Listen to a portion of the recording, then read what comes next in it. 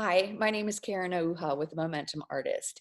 And I don't know about you, but I'm starting to go a little stir crazy with social distancing. And I really miss being able to interact with my artist friends and all the people in my life who provide support and who provide interaction and who provide mind challenges.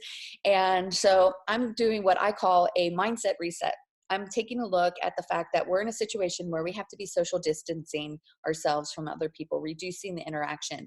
And how can I still get that social interaction? Is by using technology. So we're on a Zoom call right now, and this is a wonderful tool that allows for us to interact with other people. And I am making a personal challenge that I'm actually going to come in on a Zoom call on Monday mornings. I know some people are like, Monday mornings, Karen, really? Is there not a better time? Well, for me, I find that getting myself organized on a Monday morning will allow for me to set my plan for the rest of the week. Doesn't mean it's set in stone. It just means that I'm able to make some plans and create some solid focus on how much I need to produce and how much I need to promote, right? So if you follow Momentum Artist, you understand that I'm really about understanding the amount of time that you need to create versus promote, right? Well, here at the Monday morning, I don't know, we're going to call it Manic Monday. I don't know, we're going to call it Monday Motivation. It doesn't really matter right now what I'm going to call it. But I'm going to come in and I'm going to talk to you about my business and what I'm doing on Monday mornings. And today we're going to talk about social distancing and we're going to talk about the ways you can get around it, right? So I'm also going to talk a little bit about the importance of art for positive social change. So here's my story. So I started painting in 2011, and by 2015, I was really understanding that art was a therapy. It was a way that helped me reduce my stress in my own life.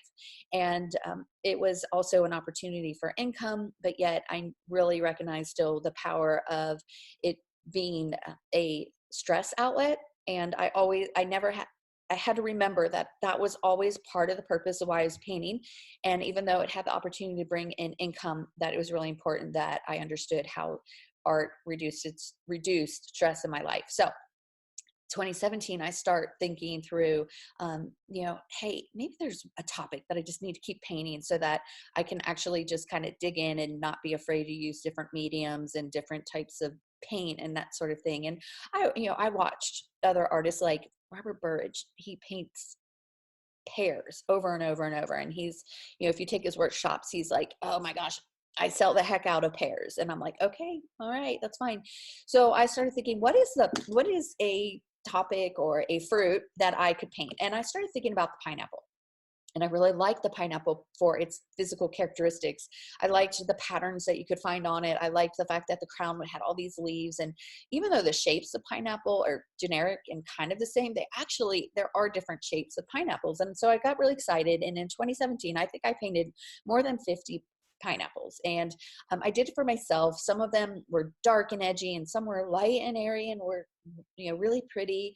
But it was about doing it for myself. So as I moved forward and I started showing them at galleries, I started getting input from people. And what I found is the pineapple, people would say, did you know that pineapples are a fruit that is given as a welcome gift when you go to someone's new house or they have a new house? And I was like, I didn't really know that. But I Googled it and I'm like, yes, it's a sign and a symbol of hospitality.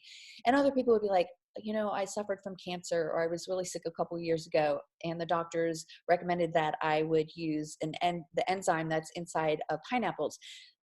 I think it's called bromine or bromide. I'm really sorry. I should know that better. But it's been a while since I've talked about the welcome pineapple and the power of its healing, right? So I was like, oh my gosh. I started kind of going, how interesting, because the main reason why I started painting pineapples and the stress I was reducing in my life, it was exactly the things that I needed in my own personal life. I needed to welcome the challenges that were in my life, and I needed to really have some healing over the stress and the anger that I was having over just trying to deal with my own personal issues. So as many of you know, I have a project that I call the Pineapple Project. And the goal of it is to raise awareness to the challenges of international adoption. What I think is really cool about pineapples is that they exist all around the world in so many different countries and so many different cultures. And so it really became this perfect symbol to explore international adoption and how to help other people that are dealing with similar issues. So all of the pineapple paintings that I do and all of the books that I sell with the Welcome Pineapple, the proceeds go to raise funds to help families who can't afford counseling, or if they have their own needs that they have in their lives, they can use those pineapple paintings to sell to raise funds for that. So here's where I'm going with it. The whole story about how art can be in your life to reduce your stress. Let's look at not only how it can help yourself, but how can it help the world, right? And how can it help maybe people who are just one degree away from you or 6 degrees away, so that you can have a platform for positive social change, that people see and connect your art with positive social change. So what I'm going to promise you guys is I'm going to come in on Monday mornings, and we won't always have a topic of how art reduces stress, but I would like to have a conversation. I would love to have you guys come in and share what's going on in your life. And I'll also be posting a mini segment like this onto Momentum Artist so you can see what we talked about during the week. All right. And I am excited because probably next week we might talk a little bit about how to do some scheduling and how to identify and set aside times in your week for producing and in your week for creating so that you can reduce your stress. Another topic that we could talk about is how do you create your tribe, and how do you find ways to identify people that are either further along in your journey, their art journey, or at the same place that you are, so you can share ideas. I think that's another really important topic. So I might show you how in every week I plan to connect with people I know and find one person I don't know to connect with in some way. And so those are great topics for the future. So I'm really excited to start Monday mornings off with 10 minutes. That's all it's going to be. 10 minutes of just kind of working through what's going on and how I'm planning for the week.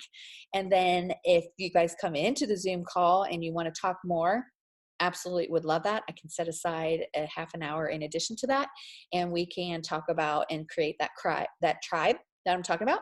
And I would love to have that tribe here with you guys. So have a great rest of the week. For those of you who are on spring break, happy spring break. Get outside, enjoy the weather, walk your dog, take a bike ride, go to the park. Keep this far away from everybody, but don't just sit in the house. Find some way to jumpstart your own creativity. Bye guys, have a great week.